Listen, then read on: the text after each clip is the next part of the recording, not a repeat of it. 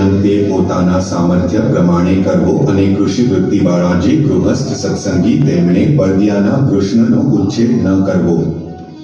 અને તે ગૃહસ્થ સત્સંગી તેમણે પોતાના સામર્થ્ય પ્રમાણે સમયને અનુસરીને જેટલો પોતાના ઘરમાં વરો હોય તેટલા અન્નદ્રવ્યનો સંગ્રહ જે તે કરવો અને જેના ઘરમાં પશુ હોય એવા જે ગૃહસ્થ તેમણે પોતાના સામર્થ્ય પ્રમાણે ચાર્યપુડાનો સંગ્રહ કરવો.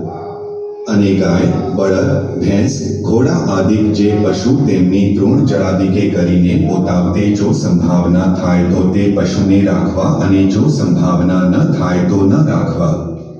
અને સાક્ષીએ સહિત લખ્ત કર્યા વિના તો પોતાના પુત્ર અને મિત્રાદિક સાથે પણ પૃથ્વીને ધનના લેણદેણે કરીને વ્યવહાર જે તે ક્યારેય ન કરવો.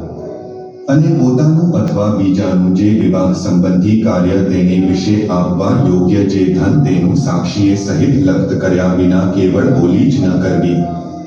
અને પોતાની ઉપજનું જે દ્રવ્ય તેને અનુસારે નિરંતર ખર્ચ કરવો પણ